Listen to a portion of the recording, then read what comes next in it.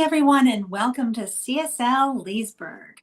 So it's July, a new month. Our theme for the year, continuing with that, is rising higher and growing deeper. But our theme for the month of July is rolling in the deep.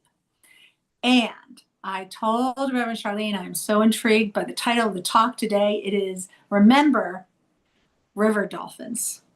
So I don't know.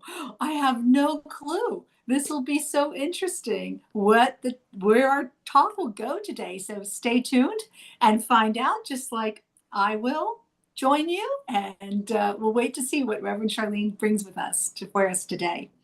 If you have any prayer concerns or celebrations, please be sure to add them in the chat, and Reverend Charlene will include those later when we get to our portion of prayer, which is a form of affirmative prayer, and we call it spiritual mind treatment.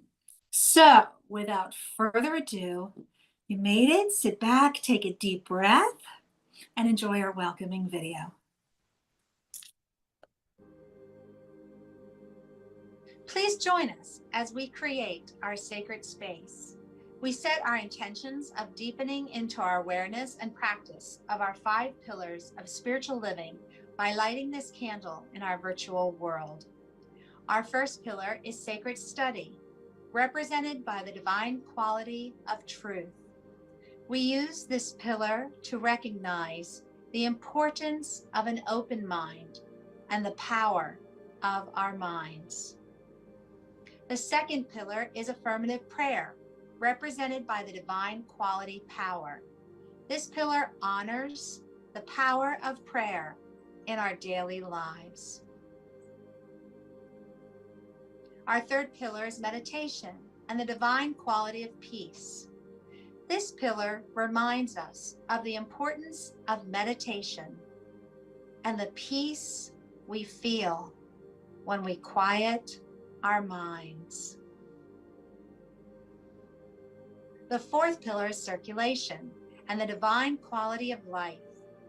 We know that the great law of circulation works in our lives.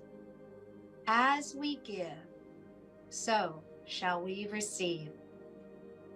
And the fifth pillar is sacred service and the divine quality of love.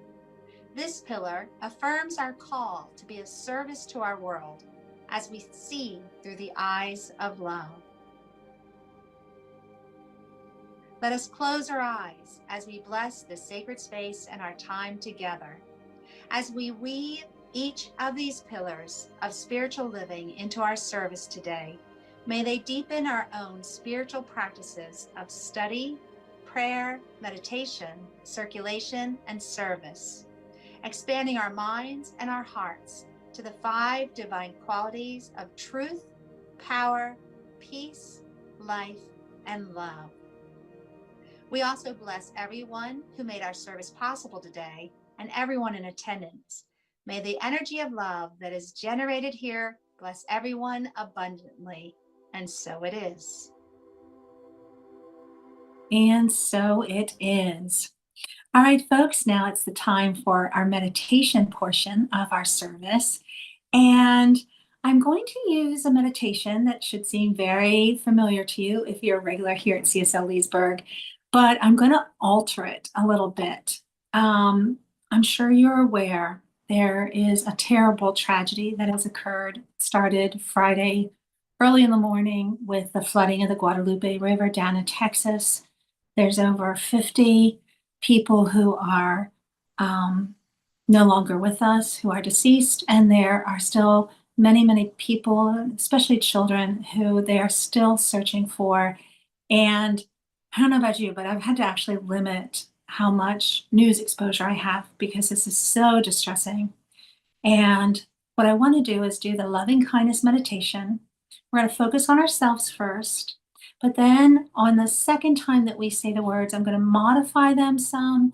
And I want you to think of the families, the friends, and the first responders that are in the middle of that situation. And I'll take you through that during our guided meditation. So here we go. Always, just put it on pause. Take that to-do list, stick it over to the side. It'll be there. waiting for you when you're ready to pick it up. But for now, let's just go into the now and put everything on hold, everything on pause. Take a deep breath, inhale and hold and release. And another deep breath, inhale, hold, and release. As I said, the first part of this meditation is going to sound very familiar. This is one of my favorites. I try to do this with you once a month.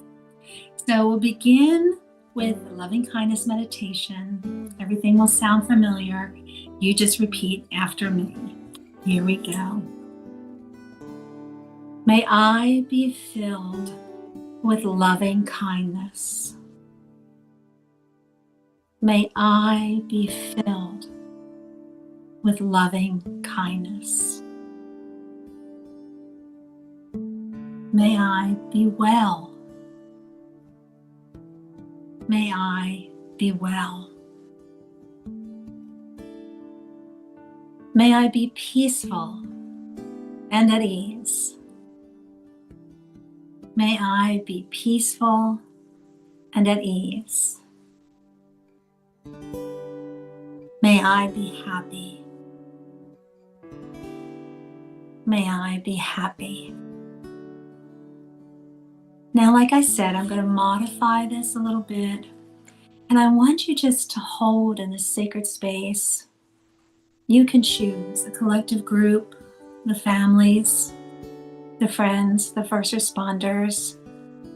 You can focus on a person, one part of that, one group, whoever you want to.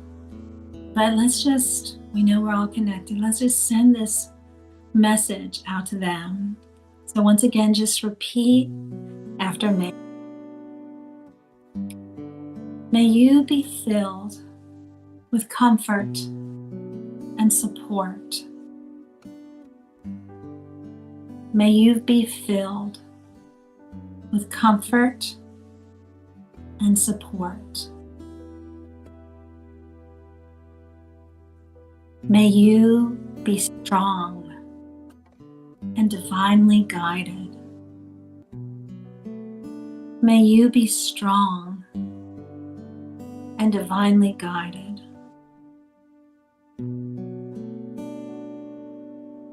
May you be peaceful and at ease. May you be peaceful and at ease. May you be resilient. May you be resilient. Now, as the music continues to play, I just want you to hold that person, hold that group, hold those friends and family and first responders in your heart, in your thoughts, until the end of our meditation.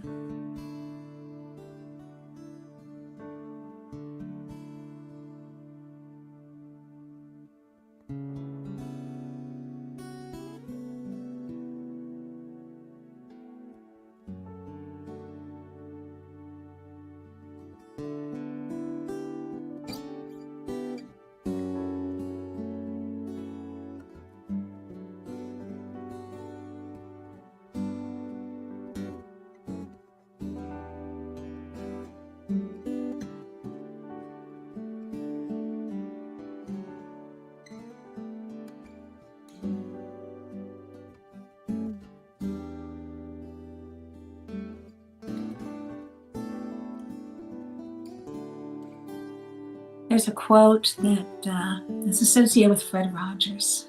When there are times where we find ourselves asking why when we're faced with a tragedy. And his mother replied, look for the helpers. And during this meditation, I'm thinking, all the people who are rushing in to provide aid, spiritual support, physical support, emotional support, providing meals, providing blankets, hugs, new supplies, whatever the families, whatever is needed. I know that this area is being well supported. I know this is so as I continue to hold it in my thoughts and my prayers. Thank you for joining me in this meditation. And now I turn it over to Leah for some music.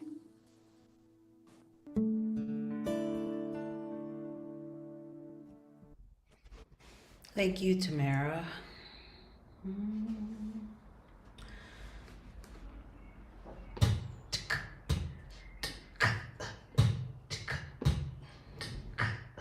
So this song will be familiar, and if you feel like singing, I hope you will. Wade in the water, wade in the water, children, wade in the water. God's gonna trouble the water. Wade in the water, wade in the water, children, wade in the water. God's gonna trouble the water. Who's that yonder, dressed in white? Wade in the water, children. I do believe it is those Israelites, and their God is gonna trouble the water if we just won't you wade in the water. Oh, won't you wade in the water? Oh, won't you wade in the water? God's gonna trouble the water. Now who's that yonder, dressed in blue? Wade in the water, children. I know that God's people are coming on through, and that God is going to trouble the water when we just, oh, won't you wade, wade in the water, oh, won't you wade in the water, oh, won't you wade in the water, God's gonna trouble the water. Wade in the water, wade in the water, children, wade in the water, because God's gonna trouble the water.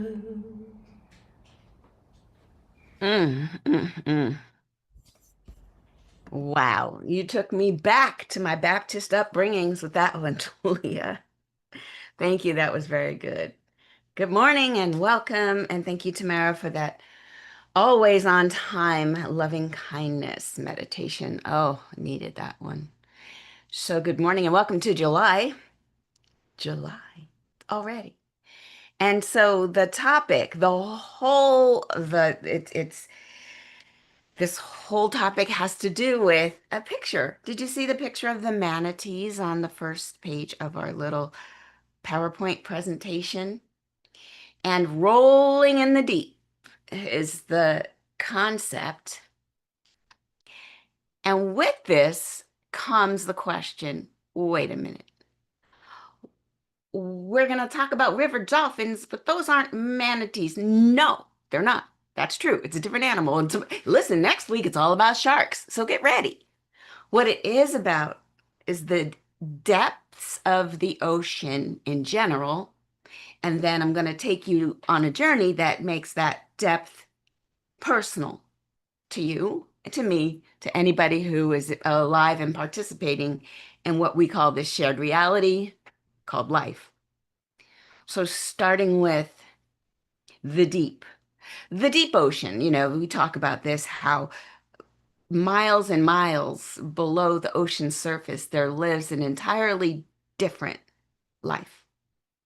There's a whole different type of life and whole unseen species that exist under here. And so with that being the case, there's a lot of unknown in the deep. Isn't it true about ourselves as well? Isn't there stuff deep within us that could be unknown, unexplored? And when we look a little more deeply into the unknown and the unexplored, we could experience a little fear about the darkness. So there's an actual book that this whole month is based on, and the book is called Undrowned: Black Feminist Lessons from Marine Mammals. What? Black what now? Black Feminist Lessons from Marine Mammals. Now, before you say, hold on, what could a Black feminist have in common with a marine mammal? Exactly, she said as she wrote this. Now, who wrote it? Alexis Pauline Gumbs wrote this book, and she started out just being curious about marine mammals. She was curious about dolphins, about whales, about the communication of these highly intelligent beings whose life exists, whose whole world exists in the deep, in areas that we are not privy to on a day-to-day basis. She's looking around. She says that she was curious about these mammals. So she went to study, found a couple of books, and she starts reading these books. And in the books, the words that they're using, actually, the two guidebooks that she refers to, one of them, the National Audubon Society Guide to Marine Mammals of the World. Yes, absolutely fantastic. Yes, please. Brought that book home. The other book, the Smithsonian Handbook, Whales, Dolphins, and Porpoises. Yes, please. Grab the book. She starts reading through the book and feels a little tinge of, wait a second. Hold on. Hold on. I'm just here to learn about marine mammals. Why y'all using words like juveniles, vagrant juveniles, when you're talking about the ways in which the teens act in the wild? Why are y'all using words that you typically use for my people? Hold on, wait a second, let me look. And she started looking and she saw awkward binary assignments of biological sex. Clearly, as the scientists are looking at the behavior of these mammals in the wild, they're making these awkward connections between heterosexual only versus, but clearly there's some heterosexual, homosexual, and bisexual activity going on, and the way they named them was feeling kind of oppressive. So she raises an eyebrow and keeps on reading, and then realizes, oh my gosh, these scientists think that they're being neutral. Yet, in their words, they are using these weird biological sex assignments and then trying to make it strange when they do what they do in the wild. Criminalization terms of these mammals doing whatever they do in the wild. These terms that they're assigning to these mammals, they're not neutral at all. And so there was colonialism, colonization is what they call it, racism, sexism, heteropatriarchalizing of the whales and the sea creatures as well. And she says, oh my gosh, I can't escape the things that are trying to kill me. In my own world, I'm trying to study a seemingly different topic, and there it is again. How am I encountering this same thing? So she jumps to this other thing, which most of the people that started following her on social media, because she had to share what she was finding, she's like, is it just me? And everybody's like, oh my gosh, we have a lot in common with these mammals, with these marine mammals, because she goes into this feeling. All right, there's a story in here. She goes into a feeling about the beautiful story about a bottlenose dolphin who gave birth. And when that dolphin gave birth, there was a singing while the dolphin was in utero. I imagine uterus mammal, probably in utero, right? Dolphin in utero, mama singing a particular song.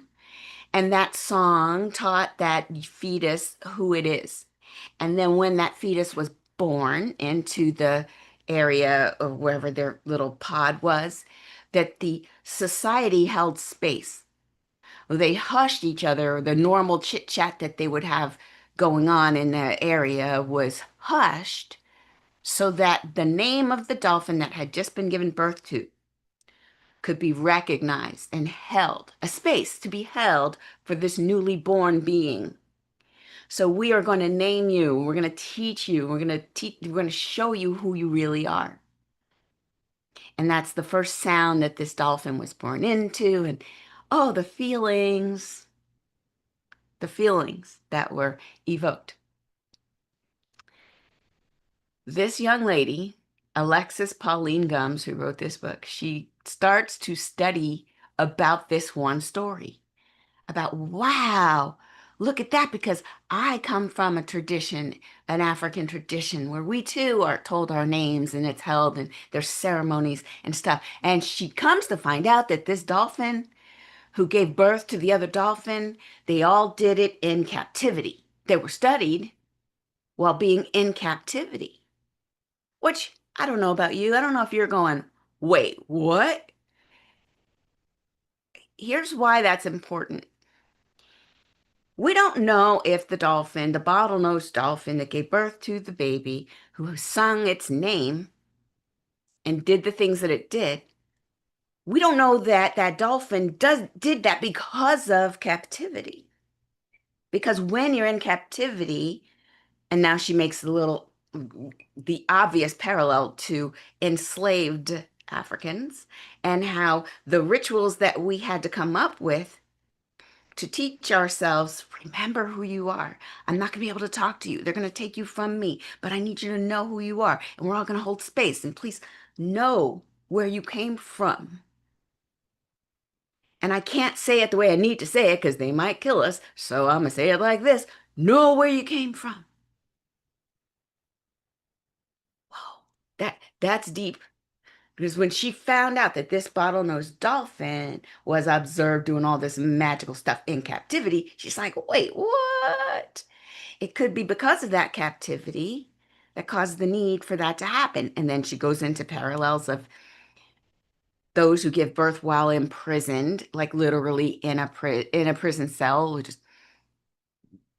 She goes into a story about a person who was placed in solitary confinement, somehow got pregnant, not so solitary, and then had to do certain things to make sure that the young one was held closely. It's a good read. It's a very good read. And you could see how a group of women, whether they're on the ship that took Africans, kidnapped them from Africa and went through the Middle Passage, which is the way that the ships made their way to the Caribbean islands and then to the American seacoast or coastline, that too caused a group of people, those who survived, to have to come up with rituals to be able to get through it.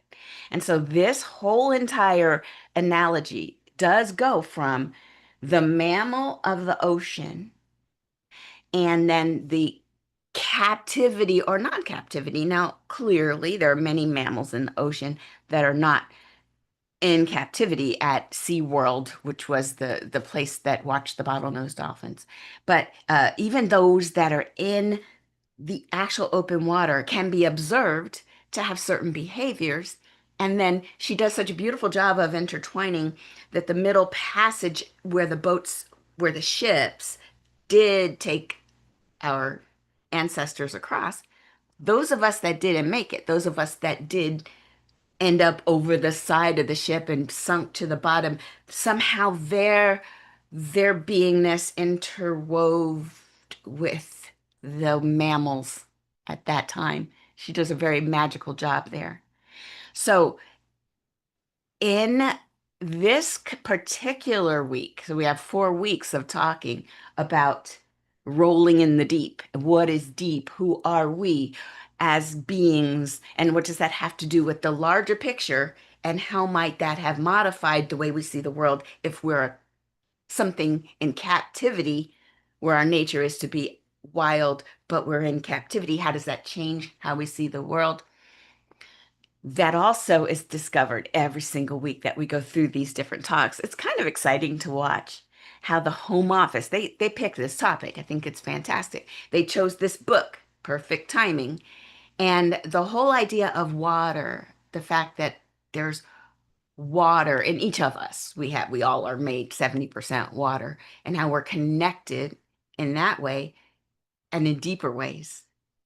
And today's talk is about the dolphins, the river dolphin that chooses at times to swim up a river that is brackish. And listen, this dolphin has the choice to be able to swim out in the open water, but sometimes chooses to swim upstream up a river that's a little more difficult.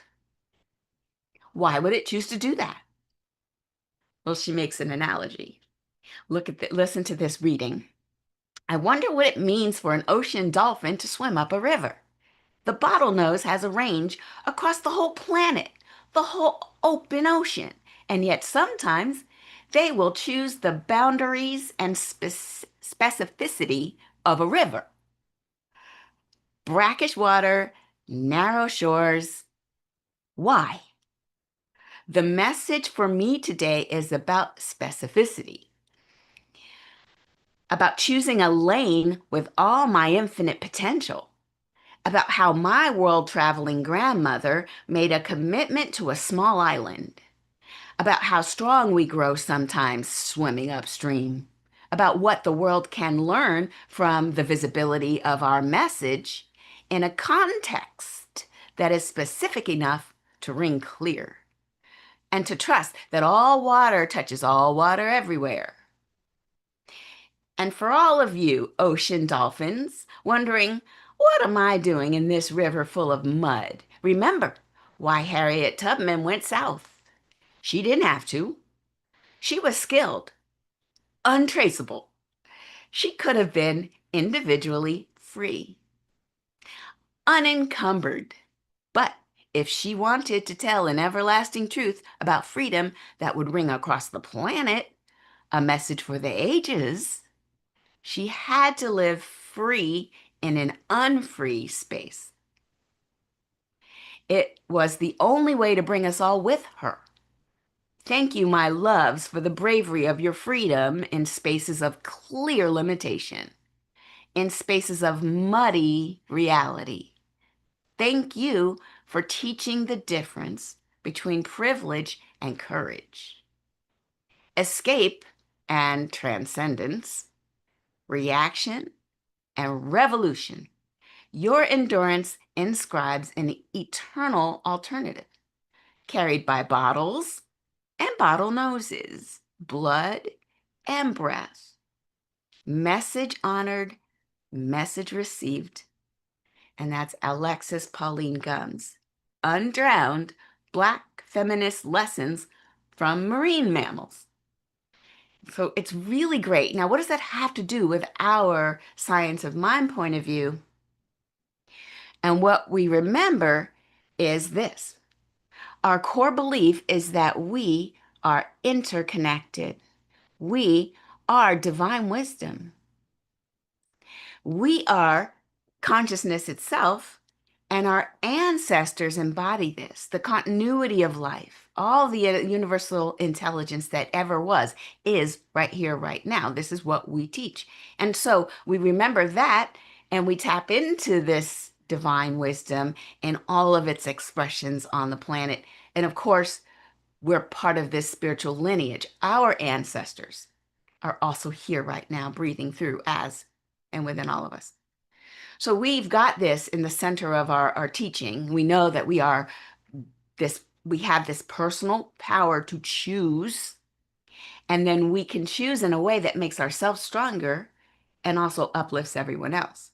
We can also choose to just save ourselves, I suppose, as Harriet Tubman could have easily chosen to just save herself. And so with that, what we'll do, and so with this personal power that we have, that the science of mind teaches, we're looking at our thoughts shaping our reality and our truth unfolding in front of us in a way that goes with what we choose to believe. Again, the truth unfolds according to our belief, and it's not the other way around. We are not a teaching of superstition. We do not teach that, oh, well, if you just have a few of these things around you, then the power is in that thing that's outside of you. Mm-mm.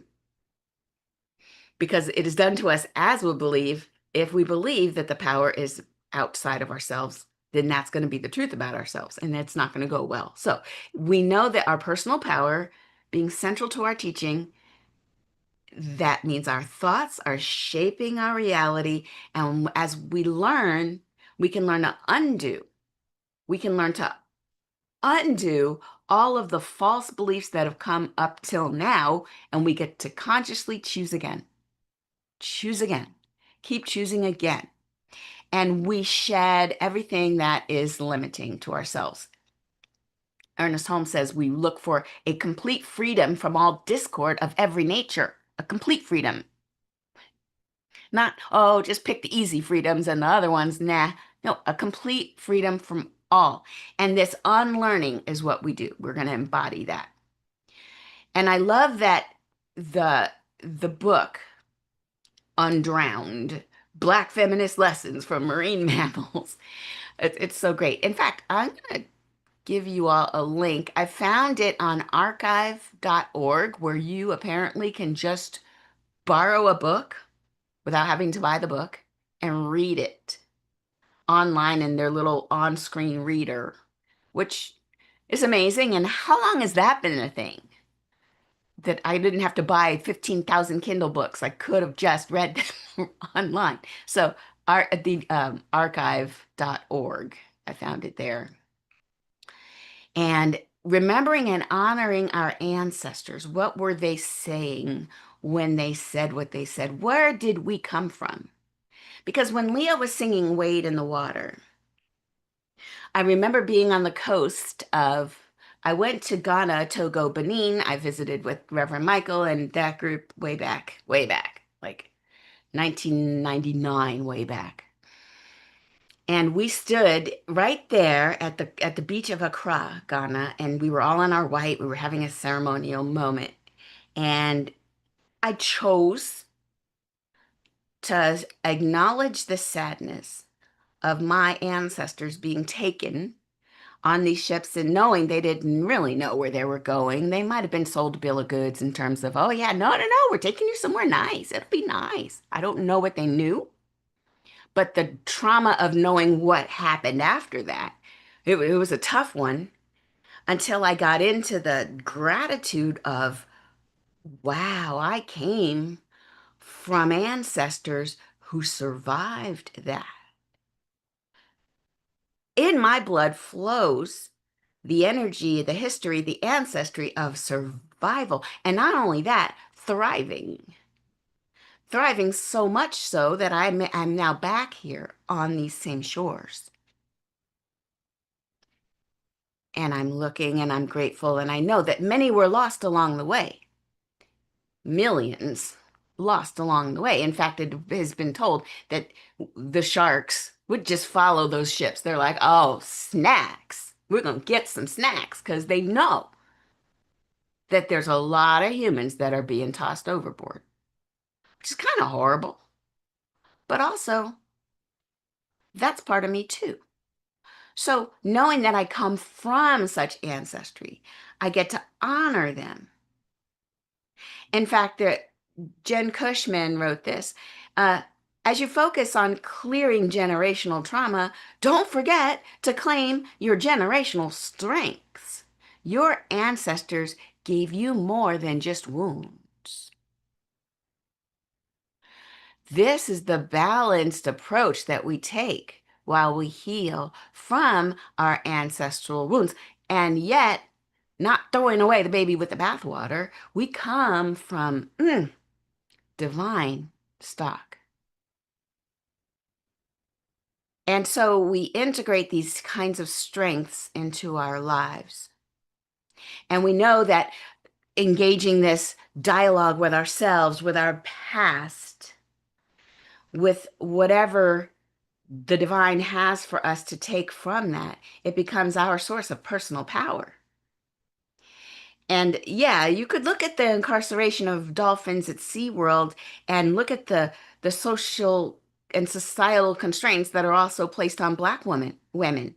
It's not lost on me, nor was it lost on the author of Undrowned, Black Feminist Lessons from Marine Mammals, that watching these dolphins in captivity, if they did not successfully thrive as soon as they were born, if they didn't act in a way that was promising, they got removed, cold as it were.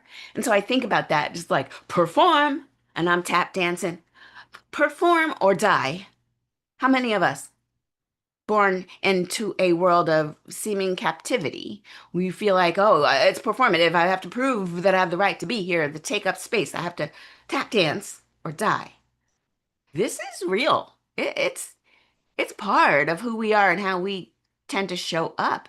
And we can also reclaim our personal power from that. We can choose to honor how we have been pretty much bred to be resilient, to be fantastic, to be unstoppable. Now, I know that oppression and white supremacy meant that for evil, but we take what we have and we use it for good. This means that we have been given more than our own share of personal power. Because we had to. What are we going to do? Not going to lay down and die.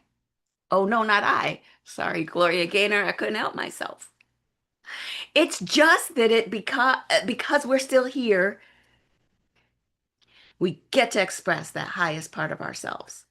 So we unlearn the false narratives, we let those go, and we embrace the ones that say, I am here and I am powerful. I get to take up space. And now all we have to do is shed all the things that are not us, reveal the true selves that we are with compassion, with boldness and compassion at the same time. We're not going to be perfect.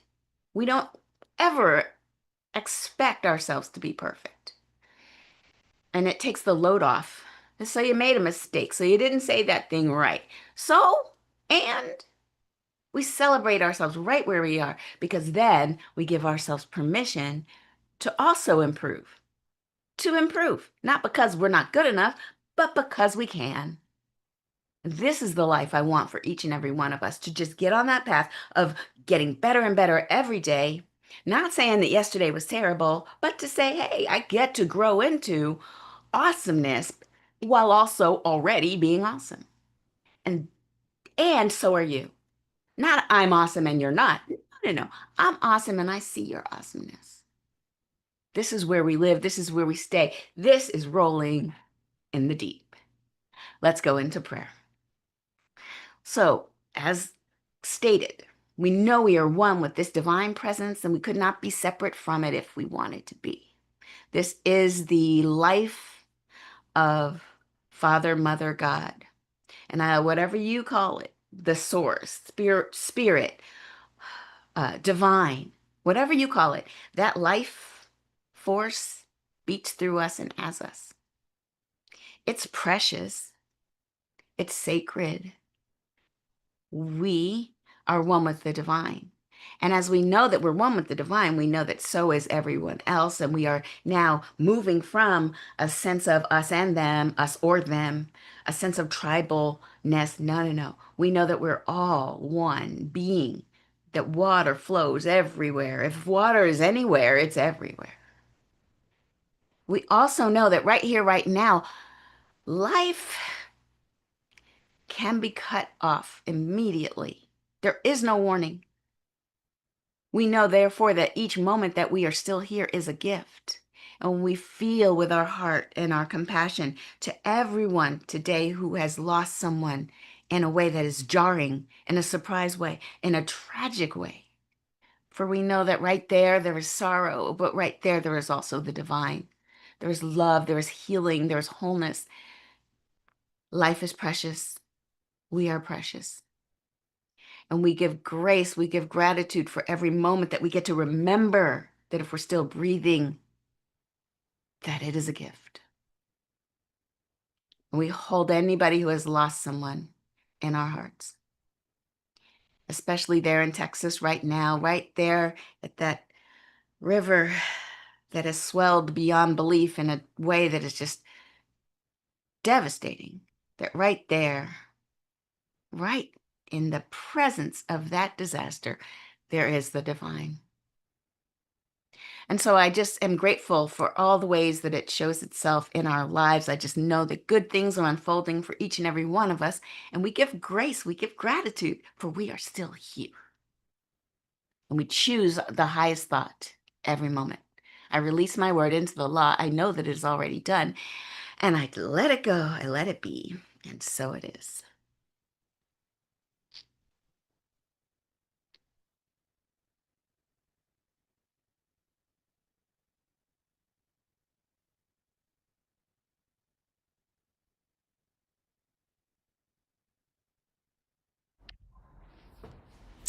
Thank you so much, Reverend Shar. And like Tamara, I had question marks about how everything would tie together. I'm really excited about this month and grateful this is an opportunity to share a song from all of our ancestors, my biological ancestors, but all of our ancestors.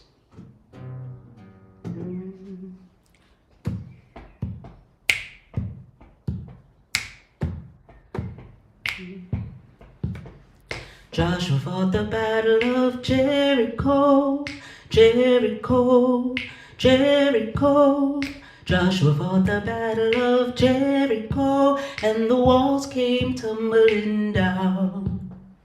Joshua fought the battle of Jericho, Jericho, Jericho. Joshua fought the battle of Jericho, and the walls came tumbling down. Sometimes I feel like a motherless child. Sometimes I feel like a motherless child. Sometimes I feel like a motherless child, a long way from home. Sometimes I feel like a motherless child. Sometimes I feel like a motherless child. Sometimes I feel like a motherless child, a long way from home. How long, how long, how long must we cry in vain?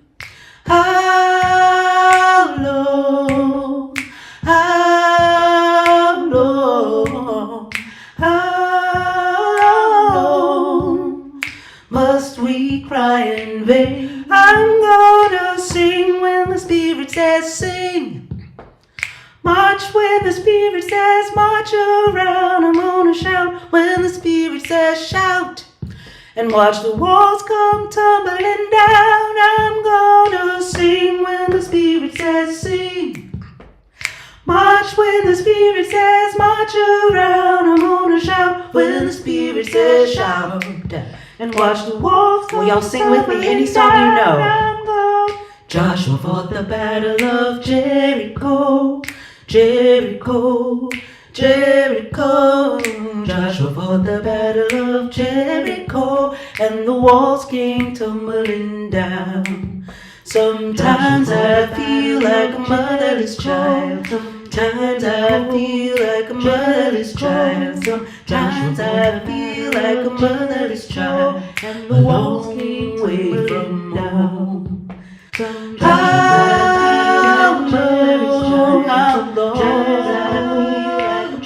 long, how long must we cry in vain? I'm gonna sing when the Spirit says sing. March when the Spirit says march around. I'm gonna shout when the Spirit says shout. And watch the walls come tumbling down. Oh my goodness gracious. Thank you so much, Leah. Yes, indeed. Love how you took many familiar songs and blended them all together. And thank you, Reverend Charlene. You did not disappoint. I didn't know what River Dolphins was going to bring us for our message today, but wow, wow, wow. That was so amazing. Thank you very much. All right, folks, now is the time that we talk about what we do with the donations that you give us. We can come to you on Sunday mornings as we do, but we also look for organizations that support our vision of helping to create a world that works for everyone. And we also tithe to our home office. There are so many ways that you can give. You can look at the screen. It's easy to find a way that works for you. And we thank you so much. We can't do what we do without your support. So let's do a blessing of our gifts. Please join me by reading the words on the screen. The presence of Spirit within me blesses everyone I meet, tends to heal everything I touch, brings gladness into the life of everyone I contact. Therefore, I'm a blessing to myself, to humankind, and to the day in which I live. And so it is. All right, let's see what we have for announcements. So, Reverend Melinda, if you're a regular here at CSL Leesburg, you know Reverend Melinda, and you know that not only is she an amazing guest speaker, but she also does workshops. She does all kinds of things. She's going to be joining us next Sunday. So she will be our speaker. The title of the talk, like Reverend Charlene hinted at, is called Breathe, Shark Week. Doesn't that sound interesting? Cannot wait to see what that's about. But then afterwards, after our service at 1 o'clock Eastern Standard Time, Reverend Melinda is going to host a special workshop. This is a visioning journey with the divine. The cost is $44 and 30% of the proceeds will be donated to CSL Leesburg. You have to register because space is limited, and you can see there's a little QR code right there on the screen. You can quickly grab your phone and capture that, or you can always go to our CSL Leesburg website and look for workshops. So what's going to happen in this workshop? So you will identify what is no longer serving you and discover what your heart truly desires, which kind of fits in with this theme for the month of remembering the truth of who you really are. And Reverend Melinda will guide us through that. You know, there's going to be incredible insight. She does such a good job. So that's our little commercial. Sign up, don't wait. Register for that special visioning workshop next Sunday, July 13th. Also, we have some fundraisers going on, and our wonderful Dan of Soul Pajamas is still making this offer available. You can have a handcrafted tune for someone that you love. Could you imagine how special this gift is? So we got a taste of it in our class yesterday with Dan's musical talent and how he can just compose these songs. So he will work with you. You can contact Dan at the website, at the web address that you see, the email address that you see up on the screen, and a portion will be given back to CSL. 30% of the cost will come back to CSL Leesburg. What an incredible gift. And guys, we are at the, it's halfway until Christmas time and the holidays. So if you're looking for that special gift, what a wonderful thing to do for a loved one. So just contact Dan and get that started. All right, I want to remind you before I send you off that we do something called pearls. Charlene, you ready for this? Take a quick look. Can you see? I fill up my little journal with all the things that I get from the message, things that I want to remember, things that I want to talk about. So we do something called pearls. If you're new to CSL Leesburg, you're welcome to stay and introduce yourself. We'd love to meet you and welcome you. But for all of our regulars, this is our little like virtual coffee hour where we just talk after the service. What really resonated with you from the meditation, the music, the message? What do you want to know more about? What inspired you? So we call this Pearls, and that will be right after our service.